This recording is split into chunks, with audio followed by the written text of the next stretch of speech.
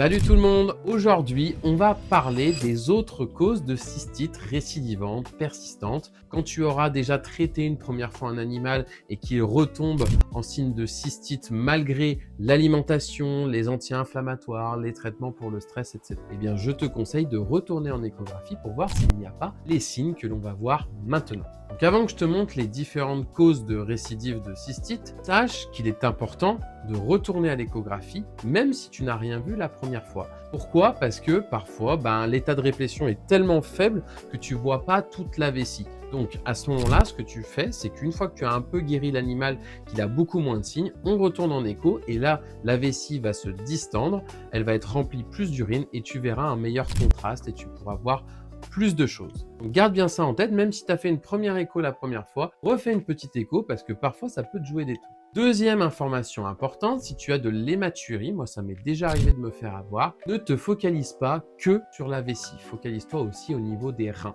Parce que parfois, c'est assez rare, mais tu peux avoir des tumeurs rénales qui peuvent être à l'origine de saignements, ça m'est déjà arrivé.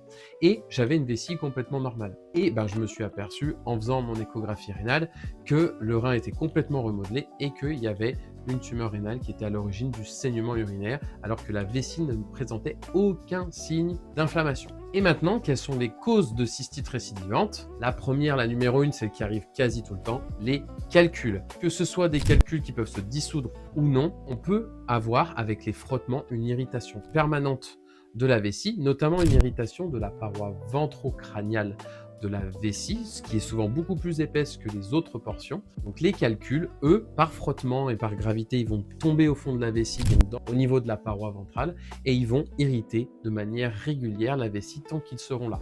Donc on essaye dans un premier temps souvent de les dissoudre par une alimentation spécifique, plutôt privilégier de l'humide et plutôt privilégier une alimentation qui va faire en sorte de réduire de désaturer les urines et de concentrer au maximum de l'eau à l'intérieur de l'urine. Ça va permettre effectivement donc de désaturer comme je le disais et ça va permettre de faire en sorte que le calcul se dissolve progressivement. Ça c'est pour les calculs que l'on peut dissoudre.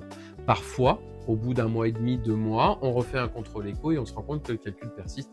Dès lors, il faudra se dire d'aller retirer ces calculs à la chirurgie. Avec les petites exceptions effectivement du dalmatien ou de l'animal qui a été traité à l'allopurinol, on se dira que potentiellement ces calculs-là ne vont pas pouvoir se dissoudre et qu'il faudra dans tous les cas intervenir chirurgicalement. Une deuxième cause un peu moins fréquente de cystite récidivante ou persistante, ça va être la cystite pseudo-membraneuse. En fait, la problématique, c'est qu'en fait, on va avoir une petite membrane qui va partir de la paroi ventrale vers la paroi dorsale, très souvent c'est le cas comme ça, et cela va entraîner en fait une sorte de fibrose qui va être persistante. Et cette petite fibrose, ce petit filament va être le site de localisation de certaines bactéries qui vont former un biofilm et qui vont devenir résistantes potentiellement à certains antibiotiques. Plus on va les laisser en permanence dans l'animal. Donc on fait attention, on met une première antibiothérapie si on le veut, toujours en faisant en sorte de faire un ECBU bien évidemment.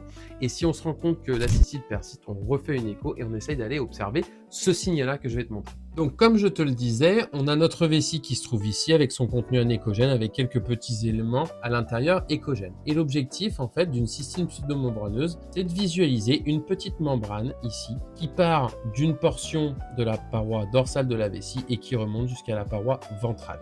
Cette chose-là est bien évidemment à corréler avec la clinique de l'animal.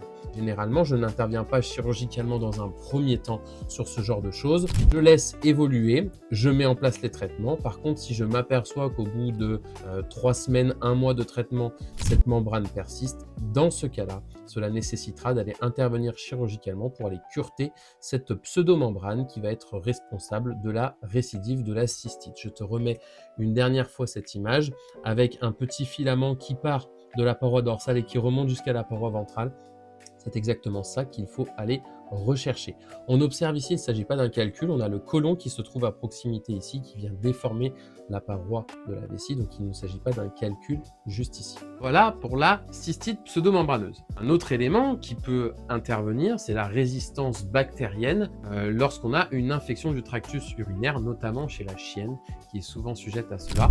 Donc n'hésite pas à lancer un ECBU pour avoir une bactério et surtout un antibiogramme qui permettra d'adapter la thérapie et l'antibiothérapie. Et c'est d'ailleurs la première chose à faire quand tu as une cystite qui récidive et que tu vois potentiellement des signes de retombée en cystite avec de l'hématurie sur ta bandelette, des signes échographiques en faveur d'une cystite, eh bien lance un ECBU, ça pourra te sauver pas mal de fois. Voilà. Dans tous les cas, pour suspecter des cystites un peu compliquées, ce que je te conseille, c'est de suivre une certaine formation, que ce soit chez Acadomvet ou dans d'autres types de formations. Il existe d'autres types de cystites récidivantes, bien évidemment, que l'on apprend en formation, mais sache que celles que je t'ai données, ce sont les principales. Voilà, j'espère que la vidéo t'a plu. Si jamais tu veux en savoir plus, je te laisse le lien de la formation en description et je reste disponible pour toutes les questions comme d'habitude en commentaire. Si jamais la vidéo t'a plu, mets un petit pouce, ça m'aidera et je te souhaite une très bonne fin de journée. Je te dis à bientôt. Salut!